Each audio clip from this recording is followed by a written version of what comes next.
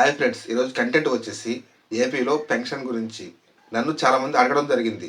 అందుకే ఈ వీడియోలో పెన్షన్ గురించి ఒక క్లారిటీ ఇస్తాను. ఎన్టీఆర్ భరోసా కొత్త పెన్షన్లు ఎప్పుడు స్టార్ట్ అవుతాయి, మరోపక్క బోగస్ పెన్షన్లు వెరిఫికేషన్ జరుగుతున్నాయి కదా, అసలు ఏంటి ఈ 2025 సంవత్సరానికి సంబంధించి క్లియర్గా చెప్పుకుందాం. సో ఫ్రెండ్స్, నా ఛానల్కి కొత్తగా విజిట్ చేసిన వాళ్ళైతే నా వీడియోకి లైక్ చేయండి, సబ్స్క్రైబ్ చేసుకోండి, మీ ఫ్రెండ్స్ అండ్ ఫ్యామిలీకి షేర్ చేయండి. సో ఇంకా కంటెంట్లోకి వెళితే, ఒక పక్క ఆంధ్రప్రదేశ్లో బోగస్ పెన్షన్లు వేస్తుంది ఏపీ ప్రభుత్వం అనేది.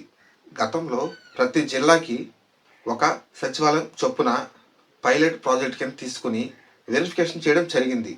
ఆ వెరిఫికేషన్ అయిన తర్వాత ఏపీ ముఖ్యమంత్రి గారు జిల్లా కలెక్టర్తో సమావేశం చేయడం జరిగింది.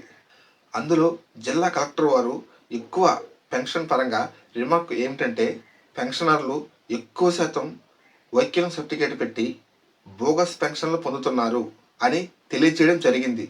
ఇందుకోసం ఏపీ ముఖ్యమంత్రి గారు కూడా వికలాంగుల పెన్షన్లు అన్నీ కూడా పారదర్శకంగా వెరిఫై చేయండి, ఎక్కడ తప్పిదాలు జరిగాయో సంబంధిత డాక్టర్ కావచ్చు వారిపై చర్యలు తీసుకోవడం, పెన్షనర్లు వారి దగ్గర నుండి డబ్బులు రికవరీ చేయమని చెప్పడం జరిగింది. దీనికి సంబంధించిన రాష్ట్ర వ్యాప్తంగా జనవరి 6వ తేదీ నుంచి ఫిబ్రవరి 28వ తేదీ వరకు ఈ వెరిఫికేషన్ చేస్తారు.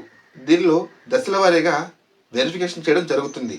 దీనిలో మొదటి విడత కింద ఎవరైతే 15,000 పెన్షన్, 15,000 పెన్షన్, 10,000 పెన్షన్ ఎవరైతే పొందుతున్నారో వారికి మొదటి విడత కింద వెరిఫికేషన్ చేయడం జరుగుతుంది.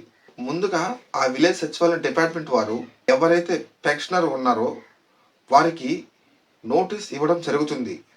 ఆ నోటీసులో ఏముంటుందంటే, అయ్యా మీరు ఈ 15,000 పెన్షన్లు పొందుతున్నారు కదా, ఆ డాక్టర్ మీ ఇంటికి వస్తారు, మీరు అందుబాటులో ఉండండి, ఈ వెరిఫికేషన్ చేస్తారు, నిజంగానే మీకు వైకల్యం ఉందా నిర్ధారణ చేయడం జరుగుతుంది, ఫలానా తేదీ సమయం నోటీస్ ద్వారా ఇవ్వడం జరుగుతుంది. ఆ పెన్షనర్ ఆ నోటీస్ తీసుకున్నా కూడా అందుబాటులో లేకపోతే ఖచ్చితంగా ఆ యొక్క పెన్షన్ హోల్డ్లో పెట్టడం జరుగుతుంది. ఒకవేళ మీరు ఆ నోటీస్ పొందకపోతే మీ పరిధిలో ఉన్న సచివాలయంకి వెళ్ళి అడగండి. అది కూడా 15,000, 10,000 పెన్షన్ పొందుతున్న వారు మాత్రమే. ఆల్రెడీ ఈ మొదటి విడత టైం అనేది అయిపోయింది. ఇంకా రెండో విడత కింద ఏ వెరిఫికేషన్ ఎవరెవరికి చేస్తారు, ఎవరైతే వైకల్యం ఉందని 6,000 పెన్షన్ పొందుతున్నారో రెండో విడత కింద వారికి వెరిఫికేషన్ చేయడం జరుగుతుంది. వెరిఫికేషన్ సమయంలో ఖచ్చితంగా వారి సదరణ సర్టిఫికేట్ అనేది చెక్ చేయడం జరుగుతుంది. మీకు నిజంగా వైకల్యం ఉందా లేదా అనేది డాక్టర్ గారు చెక్ చేసి చెప్పడం జరుగుతుంది.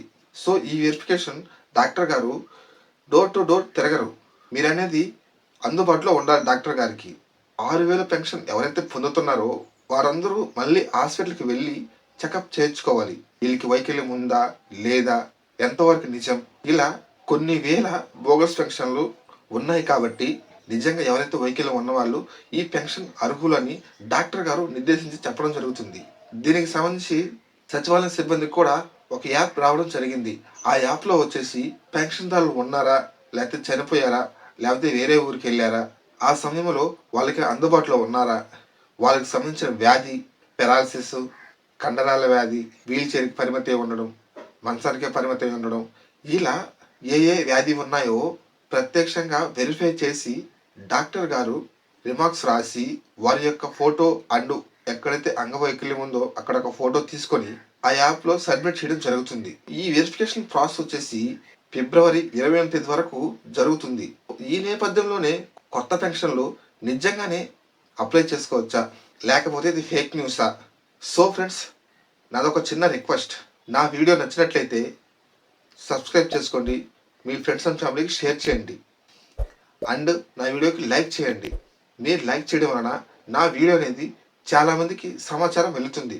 సో ఇక విషయంలోకి వెళితే, ప్రస్తుతానికి కూటమి ప్రభుత్వం ఎక్కడ కూడా అఫీషియల్గా కొత్త పెన్షన్ల గురించి చెప్పలేదు. బయట వచ్చే ఫేక్ న్యూస్లు కానీ ప్రచారాలు కానీ మీరు నమ్మకండి. ఒకవేళ కొత్త పెన్షన్ కానీ అప్లికేషన్ పెట్టుకునే విధంగా అయితే కూటమి ప్రభుత్వం అఫీషియల్గా అనౌన్స్మెంట్ చేస్తుంది కదా, న్యూస్ పేపర్ కావచ్చు, న్యూస్ ఛానల్లో కావచ్చు, ఇలా ఏదో విధంగా మీకు తెలుస్తుంది కదా. ఎందుకంటే దాదాపు 28 పెన్షన్లు వెరిఫికేషన్ జరుగుతుంది కాబట్టి ఆ వెరిఫికేషన్ అయ్యేంత వరకు కొత్త పెన్షన్లు అయితే అప్రూవ్ చేసే అవకాశం తక్కువ ఉంటుంది. ప్రస్తుతానికి సదరం స్లాట్ కూడా స్టాప్ చేయడం జరిగింది. ఇప్పుడు ఆంధ్రప్రదేశ్లో కొత్త పెన్షన్లు ఇస్తున్నారంటే స్పోర్ట్స్ పెన్షన్లు మాత్రమే ఇవ్వడం జరుగుతుంది. ఎవరైతే భర్త చనిపోయి ఉంటారో ఆ భర్తకి పెన్షన్ వస్తుంది కాబట్టి ఆ భర్త యొక్క పెన్షన్ కంటిన్యూస్గా ఆ పెన్షన్ అనేది భార్యకి వస్తుంది. ఇదొక మంచి విషయం అని చెప్పుకోవచ్చు మనం. ఎందుకంటే గతంలో భర్త గాని చనిపోతే 2 లేదా 3 నెలలు ఈ పెన్షన్ అనేది మనకి రావడం జరుగుతుంది. కానీ అలా కాకుండా ఇప్పుడు భర్త చనిపోయిన వెంటనే నెక్స్ట్ మంత్‌లోనే భార్యకనేది ఈ పెన్షన్ వర్తిస్తుంది. కొత్త పెన్షన్ అంటే స్పోర్ట్స్ పెన్షన్ మాత్రమే ఉంది. ఇంక మిగతా 28 రకాల పెన్షన్‌లు మనకి ప్రస్తుతానికి మనకనేది అప్లై చేసుకునే విధంగా లేదు.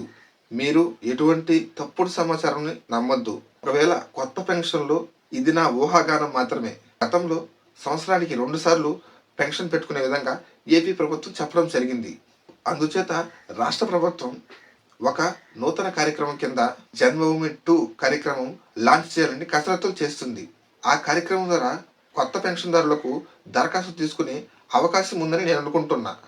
ఫిబ్రవరి, మార్చ్, ఏప్రిల్ ఈ నెలలలో కొత్త పెన్షన్‌కి అప్లై చేసుకునే అవకాశం ఉండొచ్చు, ఉండకపోవచ్చు. జూన్‌లో అనేది కొత్త పెన్షన్ అప్రూవల్ చేస్తారు. ఇది కూడా జన్మభూమి 2 కార్యక్రమం కింద లాంచ్ చేసే అవకాశం ఉంది. ఇది నా ఊహాగానం మాత్రమే. మొత్తానికి ఏపీ ప్రభుత్వం అసలు సిసలైన పెన్షన్ లబ్ధిదారులను గుర్తించి వారికి మాత్రమే ఏపీ ప్రభుత్వం పెన్షన్ ఇచ్చే విధంగా కసరత్తులు చేస్తుంది. ఏపీలో కొత్త పెన్షన్ అప్డేట్ ఇంకా రాలేదు. ఒకవేళ కొత్త పెన్షన్ అప్డేట్ కానీ వస్తే నా ఛానల్లో వీడియో పెట్టడం జరుగుతుంది. సో ఫ్రెండ్స్, పెన్షన్ గురించి మీకు ఒక క్లారిటీ వచ్చిందని నేను అనుకుంటున్నాను. ఇంకేమైనా డౌట్లు కానీ ఉంటే కింద కామెంట్ సెక్షన్లో తెలియచేయండి. అండ్ నా వాట్సాప్, టెలిగ్రామ్ గ్రూప్ నా బయోలో ఉంటుంది. మీరు వెళ్ళి వెంటనే జాయిన్ అవ్వండి. ఇలాంటి మంచి మంచి అప్డేట్స్ మీకు మెసేజ్ రూపంలో నేను షేర్ చేస్తూ ఉంటాను. సో ఫ్రెండ్స్, అందరూ తప్పకుండా నా వీడియోని లైక్ చేయండి, సబ్స్క్రైబ్ చేసుకోండి, మీ ఫ్రెండ్స్ అండ్ ఫ్యామిలీకి షేర్ చేయండి. మీరు ఇలాగే సపోర్ట్ చేయడం వల్ల నేను మీకు ఇలాంటి మంచి మంచి వీడియోస్ చేస్తారని అనుకుంటున్నాను. మీ వాసు. Thank you all. జై హింద్.